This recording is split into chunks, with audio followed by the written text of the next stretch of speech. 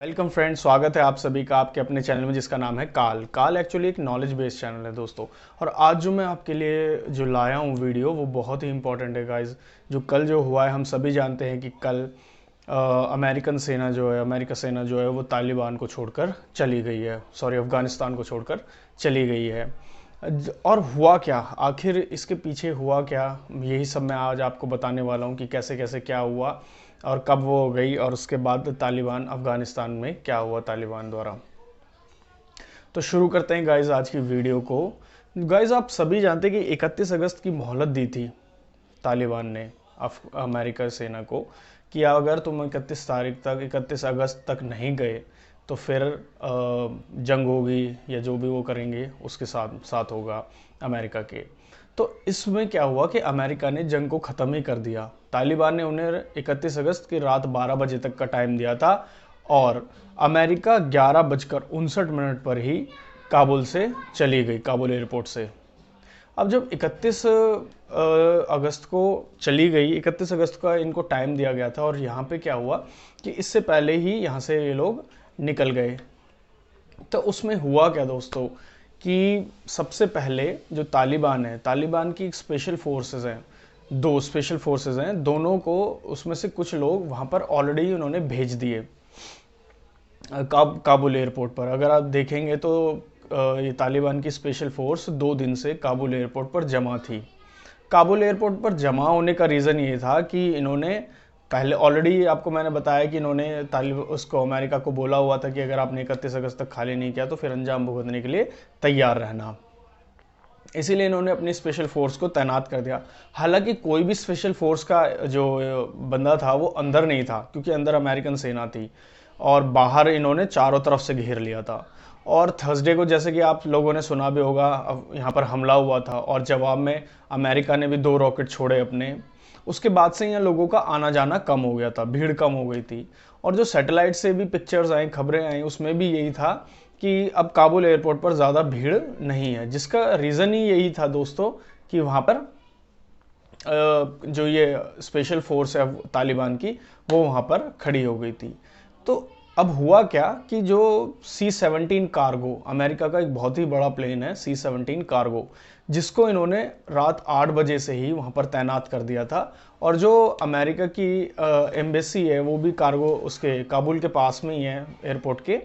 तो वो जो अमेरिकन एम्बेसडर्स थे जो वहाँ पर रहते थे वो भी उसमें आ गए और सारी सेना के जो बंदे थे, जवान थे, उसमें चढ़ गए। सारी सेना के जवान जो थे अमेरिकन वो भी प्लेन में चढ़ गए। बस एक जवान जो थे वो नहीं चढ़े थे अभी तक भी, वो थे अमेरिका US आर्मी के मेजर जनरल क्रिस डोनाब। ये नहीं चढ़े थे। तो 11:59 पर ये भी इस प्लेन में चढ़े और वहाँ के लोकल टाइम, काबुल के लोकल टाइम के हिसाब से 11:59 पर C-17 अफगानिस्तान के काबुल एयरपोर्ट से उस रनवे को छोड़ गया और ये रातों रात यहाँ से चले गए कल।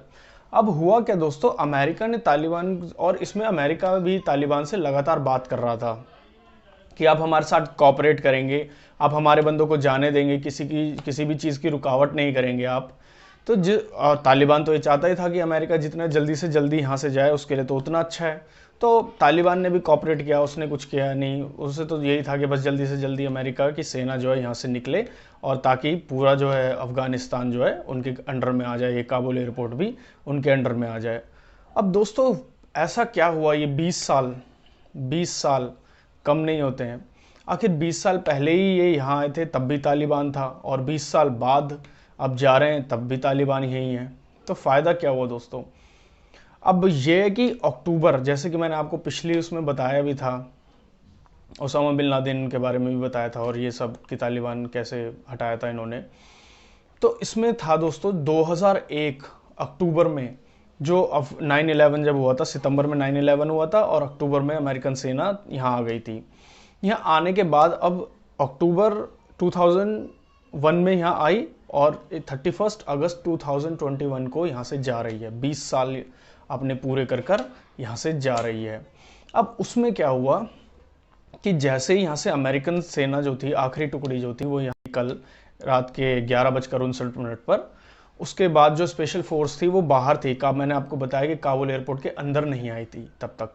जब वहाँ से खबर मिली कि अब अमेरिकन सेना पूरी तरह से यहाँ से चली गई है, तो क्या हुआ कि स्पेशल फोर्स के कुछ लोग अंदर आए, उन्होंने चेक करा पूरा अच्छी तरह से हर चीज़ को। हालांकि एयरपोर्ट काफ़ी गंदा था क्योंकि वहाँ लोगों की भीड़ लगी हुई थी जल्दी जल्दी जाने की, तो इन सब चीज़ों पर कोई ध्यान नहीं देता है। तो लोगों को बस ये था कि सुरक्षित यहाँ से किसी भी तरह से निकालना था इन सभी को। फिर बाद में जब ये होते होते इन्होंने सारा देखा, उसके बाद अब पूरा एयरपोर्ट, पूरा एयर ट्रैफिक कंट्रोल और पूरा रनवे इन्होंने अपने कब्जे में ले लिया।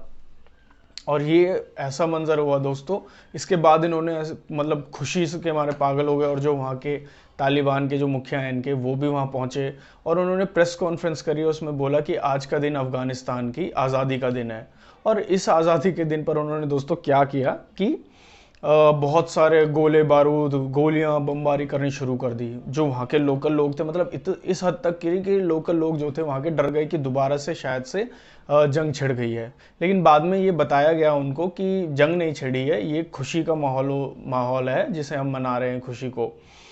तो ये इस तरह से इन्होंने जवाब दिया।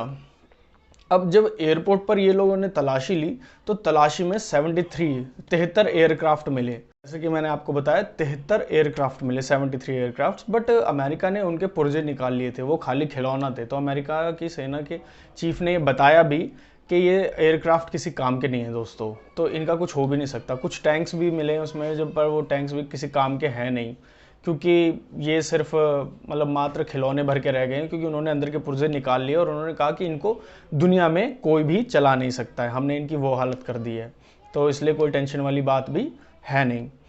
अब एक ये देखा जाएगा दोस्तों कि 20 साल में आखिर अमेरिका ने क्या खोया और क्या पाया, क्योंकि 20 साल यहाँ पर अमेरिका रहा, उसने इतना पैसा खर्च किया, हर चीज़ करी, यहाँ पर मॉडर्नाइजेशन करी, स्कूल कॉलेजेस खोले, हॉस्पिटल्स बनाए, लोगों को अच्छे से रहने की सलाह, मतलब हर चीज़ें सिखाई। लेकिन मेन बात वहीं आ जाती है कि आखिर तालिबान तो दोबारा वहीं आ गया। जिस तालिबान को हटाने के लिए अमेरिका की सेना आई थी, वो तालिबान तो दोबारा ही है। तो अब हुआ क्या दोस्तों, एक फैक्ट मैं आपको बताता हूँ कि जब एक्सपर्ट्स ने बताया ये चीज़ को कि 1945 से पहले के जितने भी युद्ध थे अमेरिका हमेशा जीता, लेकिन 1945 के बाद के युद्ध में गड़बड़ी होने लगी अमेरिका के साथ, मतलब इतना अच्छा वो नहीं कर पाए। उसका सबसे बड़ा रीज़न ये था दोस्तों कि जितने भी, जैसे इराक हो गया, सीरिया हो गया, यहाँ भी कुछ ऐसे ही चीज़ें हुई, यमन हो गया, यहाँ पर भी कुछ ऐसा ही हुआ अमेरिका के साथ। उसमें प्रॉब्लम क्या थी, जैसे अफगानिस्तान में अभी हुआ कि ये सिविल वॉर थी, गृह युद्ध था, ये आपस में लड़ रहे थे। अब उसमें क्या है कि अमेरिका अपना वो करती है, अब सेना जाती है, सेना लड़ती है, लेकिन इसमें अमेरिका का इतना बड़ा जो अमेरिकन सेना है, इतना बड़ा इन्वॉल्वमेंट नहीं होता है। तो बट यही रीज़न रहा है इसमें सबसे बड़ा कि अमेरिका, क्योंकि वो सुपर पावर बनना चाहता है सबसे। अब अफगानिस्तान में सबसे बड़ा रीज़न ये रहा क्योंकि यहाँ पर लोगों ने इस युद्ध को धर्म युद्ध बना दिया था, तालिबान ने। तालिबान के कुछ लोग, मैंने आपको बताया भी था, कबीले थे, जिन कबीलों को उसने दोबारा भड़काया कि, क्योंकि वो लोग भी अमेरिका को बाहर देश का ही मानते थे, कहते ये गोरे हैं, अंग्रेज हैं, मतलब इस तरह से बोलते हैं। तो वो लोग भी यही करने लगे, मतलब अमेरिका को मानते नहीं थे ढंग से। तो एक बड़ा रीज़न ये भी रहा कि तालिबान के फिर दोबारा आने में लोगों ने सहयोग करा, पीछे पीछे से कुछ लोगों ने, कबीलों वालों ने सहयोग करा। अब अफगानिस्तान पर एक तो तालिबान पर चाइना और पाकिस्तान का भी हाथ आ गया है, क्योंकि तालिबान को इन लोगों ने इसलिए दिया क्योंकि अफगानिस्तान जो है एक बहुत ही खास जगह पर बसता है, यहाँ से कई देशों की जो है सीमाएं लगती हैं। हालांकि भारत की सीमा इससे नहीं लगती है, पर जो POK, पाक ऑक्यूपाइड कश्मीर, उसमें एक जगह है गलगदा, उस गलगदा का जो वो है बॉर्डर, वो कश्मीर उससे लगता है, अफ़गानिस्तान से। तो अभी बात चल रही है कि POK को भी हम अपने उसमें अंडर में करेंगे, लेकिन अगर ऐसा होता है और पूरा कश्मीर हमारा अंडर में आ जाता है, तो फिर हमारे भारत का भी जो बॉर्डर है वो अफ़गानिस्तान से लगेगा। तो दोस्तों ये थी कुछ इन्फॉर्मेशन। आखिर अमेरिका ऐसे ही चला गया, अब बाकी तो अब देखते हैं आगे क्या होता है। मैं तो चाहूँगा कि सभी चीज़ें अच्छी हों, हालांकि तालिबान ने ये कहा है कि हम किसी को रोकेंगे नहीं, अगर कोई जाना चाहे, लोकल बंदा भी बाहर जाना चाहे, और बहुत जल्दी ही हम अपने लोकल फ़्लाइट्स को, काबुल एयरपोर्ट को दोबारा चालू कर देंगे, कोई आना जाना रुकेगा नहीं किसी का भी। अगर ऐसा होता है तो बहुत ही अच्छी बात है दोस्तों, क्योंकि सभी को आज़ाद रहने का और अच्छी तरह से रहने का हक है। और आई होप कि ये इन्फॉर्मेशन आपको अच्छी लगी होगी। अगर अच्छी लगे तो वीडियो को लाइक करना, सब्सक्राइब करना चैनल को, और वीडियो को ज़्यादा से ज़्यादा लोगों के साथ शेयर करना दोस्तों। जय हिंद दोस्तों।